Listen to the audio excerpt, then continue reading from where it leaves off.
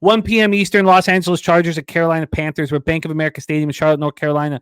So we have showers in this game. That can change. It's not rain, it's showers, so it's not as big of a deal. But 74 Fahrenheit showers, 8 miles per hour. Let's get into the line history here for this one. This is an interesting game. The Panthers, I couldn't comprehend how bad they looked. And my first thought is everyone's going to give up on them. I want them, but they have a Pro Bowl defensive lineman in Derek Brown. And this same thing happened last year with Shaq. They lost Shaq in that first game of the year as a captain of their defense. Now they lose Derek Brown to season-ending knee injury. He just signed a 4-year, $96 million contract extension. 103 tackles, 15 for a loss last year. First Pro Bowl nod. I mean, with him not being in the lineup, I can't say, I can't do it. I can't. Now, their defense was strong, and that's why Canales kept most of the defensive coaches when he came in, but that's a huge loss. Huge loss. Let's take a look at the spread right now. This spread opened up at 4.5. 4.5 already at 6.5. That 6.5 is slightly juiced to the Panthers. I mean, that's a huge spread for this Chargers squad. From a total standpoint here, we have a 39, a minus 108 to the under. This opened up at 39.5. It just moved to 39 at Pinnacle. It looks like it's 39 at all the books, so I don't know why Penny took so long to move to 39. And then from a cash flow standpoint, we have, sorry, here we go. Get back to this spot. God, sorry, take me a second. From a cash flow standpoint, where the hell is this? Here we go. 20% of the tickets and 85% of cash on the Chargers. 88% of tickets, 70% of cash on the over. I enjoyed watching the Chargers play. I haven't talked to my pops. He was at the game of the season ticket holder. I'm sure he was happy with the outcome. It's such a different team from what we saw last year. Harbaugh's just changed it completely. Herbert was 17 of 26 for 144 yards. They won despite only getting 11 first downs. Now, Joe Alt was incredible in his first NFL game, 5th overall pick. But McConkey caught 5 passes for 39 yards and a touchdown his first NFL game. Quentin Johnson was next with 3 for 38. They're never going to score a lot. And I underestimated J.K. Dobbins. He only played one game last year when he tore his Achilles tendon. I forget that he's capable of, I underestimated him. He was excellent. 10 carries for 135 yards and a touchdown. Second and third longest carries of his career. His 5th 100-yard rushing game in the pros. It was an offense that was balanced to perfection. Well, if you like that sort of thing. 27 runs, 27 passes. They were just 4 of 15 on third down. Get used to that. They were 2 of 4 in the red zone. Get used to that. The pass rush was really strong. They're healthy. Finished with 4 sacks, 6 quarterback hits. Puna Ford had an interception. The Chargers defense allowed 1 first down on the ground to the Raiders. That's it. And the Raiders had 1 opportunity in the red zone. Chargers forced 3 turnovers. Khalil Mack returned 1, Gardner Minshew 22 yards to the Vegas 12 late in the first half. I would love to be on this under. BJ said Chargers will be very public this week. Yeah, I want to hear what everybody has to say. I want to read the chat and hear what Troy has to say. Panthers coming off an embarrassing 47-10 loss at New Orleans. I'm interested in the under. I'm going to be interested in the under in every single game the Chargers play. The Canales debut, after the game, he said in weeks from now, it's not going to matter what the score was. Really, Dave? In 100 weeks from now? Because in 3 or 4 weeks from now, we're still going to talk about how horrible the Panthers looked in that 47-10 loss to the Saints. I didn't like that comment. A loss is a loss. No. You were down 30-0 before you got points on the board. I don't know. The loss of Derek Brown's enormous. Bryce Young was 13 of 30 for 161 yards, and he was intercepted twice. The safeties, Harris and Howden both intercepted. Thielen caught 3 for 49. Mingo caught 2 for 40, but he lost that fumble, which said goodnight to the game. Deontay Johnson caught 2 for 19 yards in his Panthers debut. They couldn't establish the running game. It's the same old story.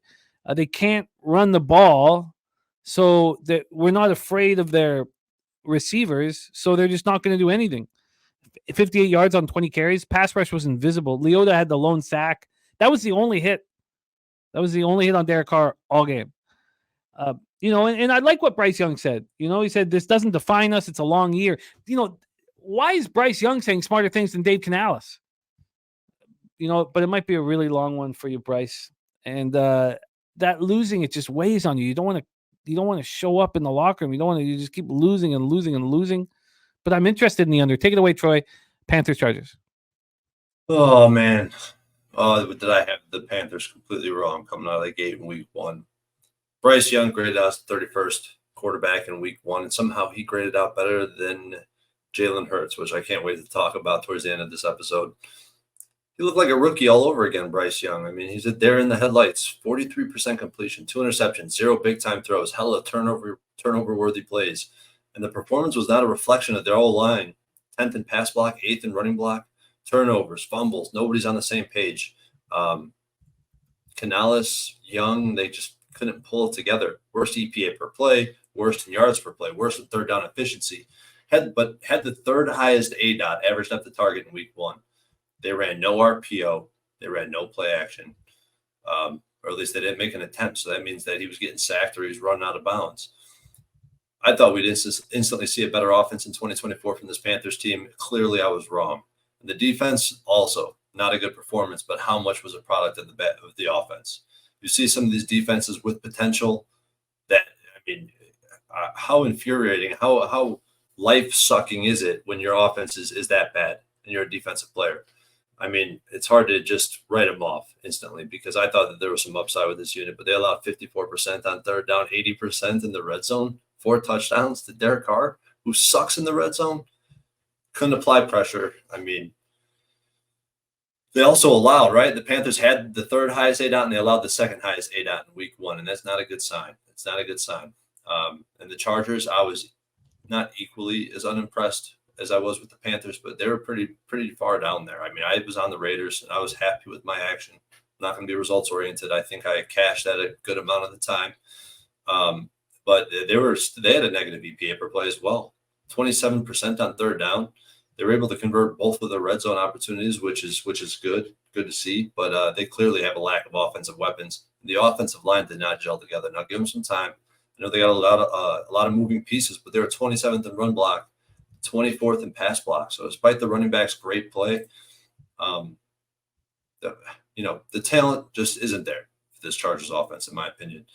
Now the defense, I think it was night and day between 23 and 24.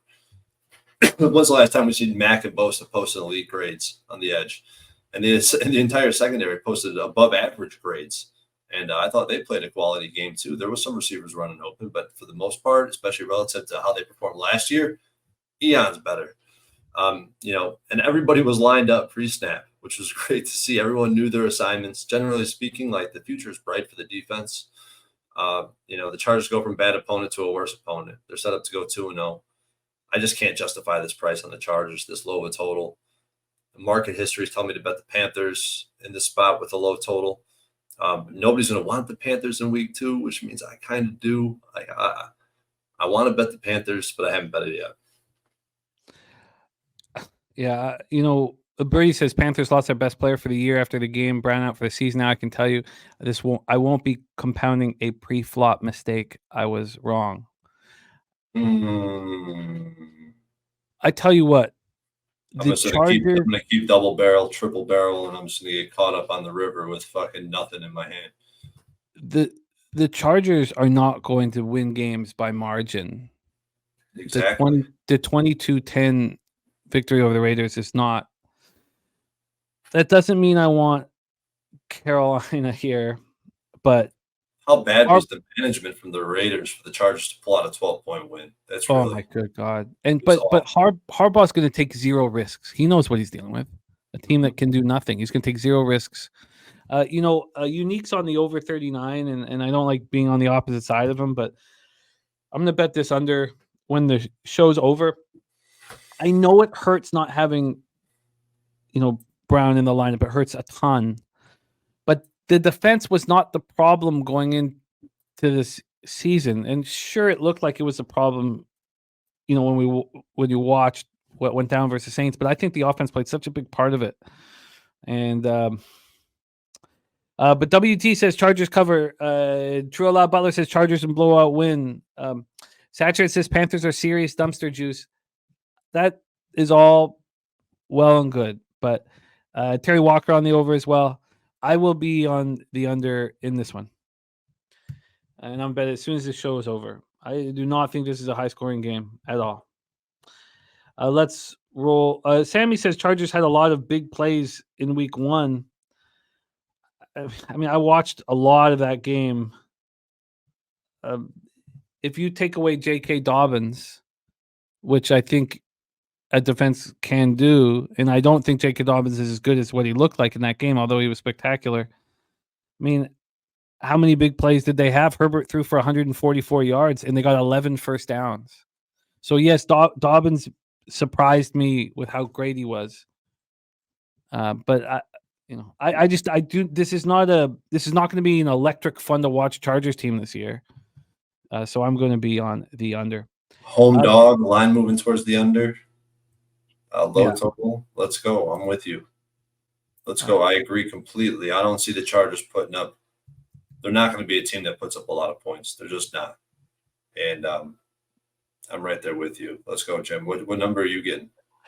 Birdie says, let's keep in perspective. Panthers looked really, really bad. Then they lost their best defender. That's the same thing happened last year with Shaq. They lost Shaq in the very first game last year, and their defense kept it together, stayed together. Look, sometimes in New Orleans, that place gets so loud, and if you start losing the snowball effect, it gets bigger and bigger and bigger. You get swallowed up by it. I don't know if they're going to fill up Bank of America Stadium, but if it's raining, if there's showers, Harbaugh is going to be so conservative. I don't need to keep hammering this. I understand people are going to be on the other side, and that's all good, but I'm going to be on the under. What did you get on it, Troy? I'm seeing 39. Seeing if I got it anywhere else. Ziggy on the first half and full game under. Let's roll on here. BJ making a big bet on the Bills, a +2.5. Let's roll. Johnny Gunn says, what about the first half? Can we expect the Panthers to keep it close? I don't want to sit here. I have a game script in this, and that's that Harbaugh's going to take 0 risks, and they're going to control the clock, and I don't fear their receivers, and I don't think that Dobbins is going to have maybe he has another big game, but I don't think he's this elite running back. Obviously, I underestimated him, and I don't want to be on the Chargers here on the road after this great performance. Dennis Garcia says 23-13 Chargers. Sammy Cummings says 17-14 Chargers. Look, in one of those scores, the Chargers cover, and one they don't, but both go to the under. I'm in. I'm going to bet this as soon as this show's over. Unders were very good to me last week. I know that the Browns Cowboys blew up in my face, but I'm not concerned here. And there was a lot of high scoring football, which will make the unders still hold a ton of value as we move forward. Troy moving on the under. He'll give me the juice and the number. See if he can get that hook. I don't know if he can. Let's roll on.